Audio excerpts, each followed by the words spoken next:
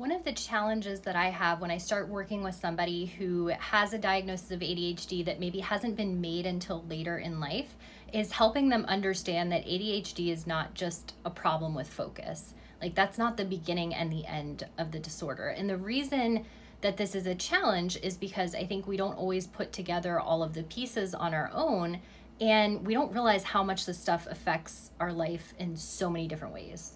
So, a lot of the struggles that we have as ADHDers comes down to our inability to filter things out based on their relevancy. And this is, I mean, it makes sense, right? You have trouble focusing because you're not able to filter out things that are irrelevant, maybe things that other people would hear or see and not give a second thought to, maybe a thought that pops into your head that the average person would just ignore. The ADHDer has trouble telling, is this important? Do I need to pay attention to this right now? Or can I continue paying attention to the thing that I want to be paying attention to? So, our inability to filter things in this way, yes, does lead to our problems with focus, but it also leads to a lot of other problems that I think of sometimes as problems of intensity. So, people with ADHD tend to feel rejection more sensitively than other people. They may feel their emotions more intensely. They may be more likely to get overstimulated when lights and sounds are around them. They might be more likely to get pulled off into their own thoughts and zone out because they can't filter out thoughts that are relevant versus irrelevant.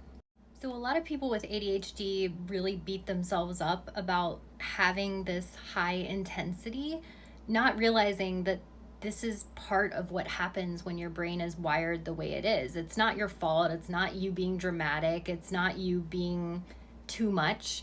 It just is the way that your brain is. And there are ways, of course, that we can learn to deal with it and manage it better.